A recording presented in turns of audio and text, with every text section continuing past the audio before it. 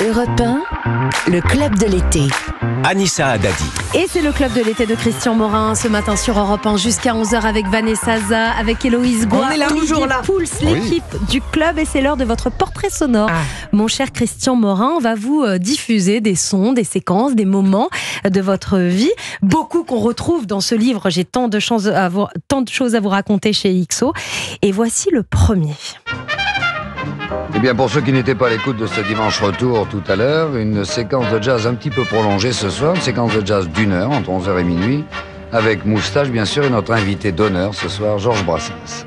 Vous vous souvenez de cette émission ? On a passé 6 heures chez Georges Brassens. Ouais. Parce que vous êtes, Christian, l'une des grandes voix d'Europe 1. Vous avez animé de nombreuses émissions, dont celle-ci, séquence jazz, aux côtés de Moustache. Vous en parlez dans votre livre. Vous avez reçu dans cette émission Serge Gainsbourg, Georges Lautner, Claude Nougaro, Claude Sauté, Michel Berger, Juliette Gréco. Imaginez quand même cette programmation. Pierre Richard, Nicole Croisy.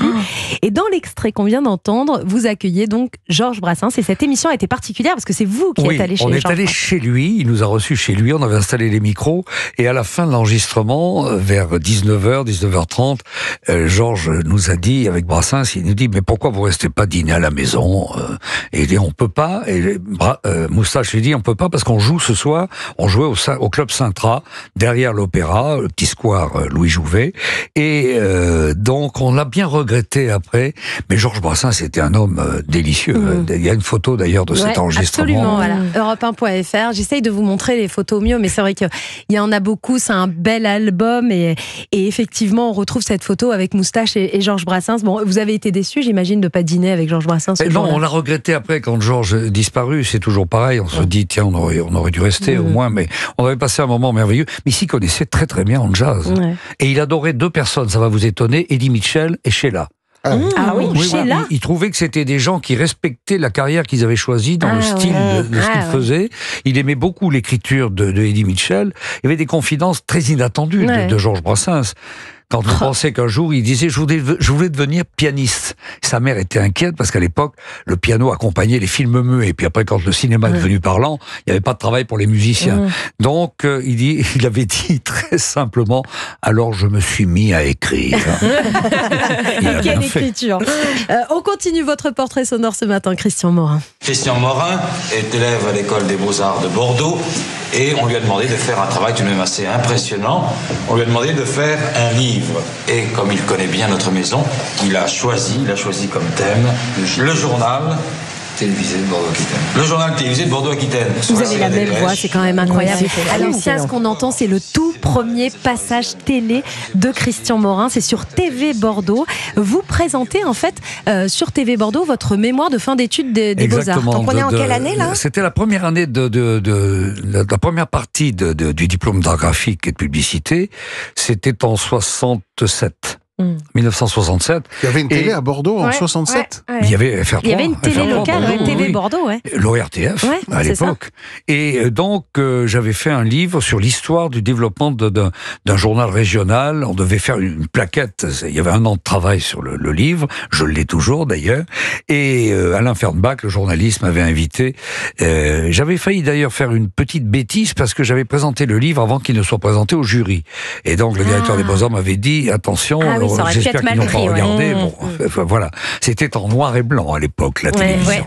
Et le livre est magnifique. Et d'ailleurs, il y a une photo du livre de votre mémoire dans votre livre. J'ai tant de choses à vous raconter. Là aussi, on a l'impression que la boucle est bouclée. Votre mémoire de fin d'études qui se retrouve dans votre livre de mémoire, c'est quand même assez drôle comme situation. Allez, on continue le portrait sonore de Christian Morin ce matin sur Europe 1.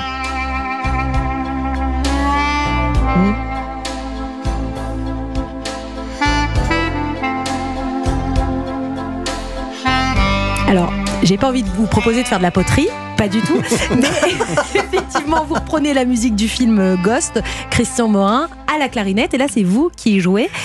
Effectivement, le public découvre tard que vous faites de la clarinette, on le découvre sur TF1. À l'époque, vous êtes présentateur de La Roue de la Fortune. Mais tout à fait, oui. J'avais sorti un album il y avait un gros succès aux États-Unis, c'est la musique Easy Listening, la musique très cool, avec un instrument plaqué sur des cordes. Alors, les musiciens de jazz m'en ont voulu en disant, oui, quand même, tu vends ton âme au diable, c'est de la musique commerciale.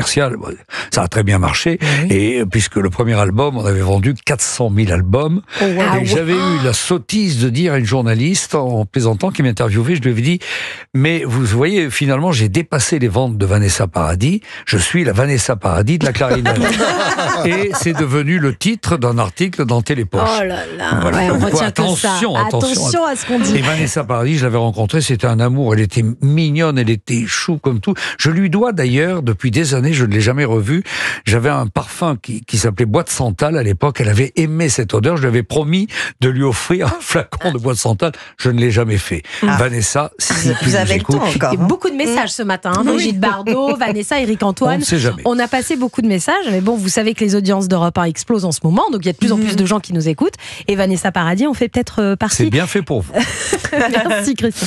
C'est votre papa qui vous a donné le goût de la clarinette? Oui, incidemment, parce que mon père voulait les réflexes de l'après-guerre. Lui, il avait connu les camps, il a été prisonnier en Pologne pendant 3 ans et demi, et il m'avait dit, ce serait bien que tu apprennes un instrument de musique, on ne sait jamais. La garde, ouais. Bon, la protection. Alors je dis à un copain, parce que j'avais des cours de rattrapage en physique, en mathématiques, en espagnol, etc. J'étais assez débordé, et je dis à un copain, mon père veut me faire apprendre la musique, et il me dit, mais mon père est prof de sax et de clarinette, est-ce que ça t'intéresse? Donne-moi ton téléphone, il n'y avait pas de portable à l'époque, donc je donne le téléphone, et je suis tombé sur un homme merveilleux, qui avait fait du jazz, et qui m'a fait découvrir à l'âge de 13 ans, les premiers disques de Duke Ellington, Armstrong, etc. Et pourquoi pas le sax, en fait? Pourquoi la clarinette?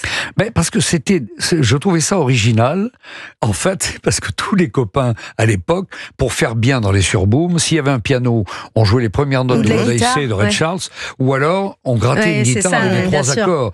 Pour draguer, c'était très bien. La clarinette, on peut pas parler, puisque oui, la clarinette pas la pour draguer. On draguait pas, alors. Non, mais je trouvais ça amusant, et puis je suis tombé amoureux de l'instrument, et puis avec le jazz après. Bien sûr. Et puis je vous conseille de réécouter l'album des Lacs du Connemara de Michel Sardou qui est sorti en 1981. Vous écoutez la chanson Préservation, et c'est Christian qui joue de la clarinette avec Michel Sardou, qui accompagne Michel Sardou.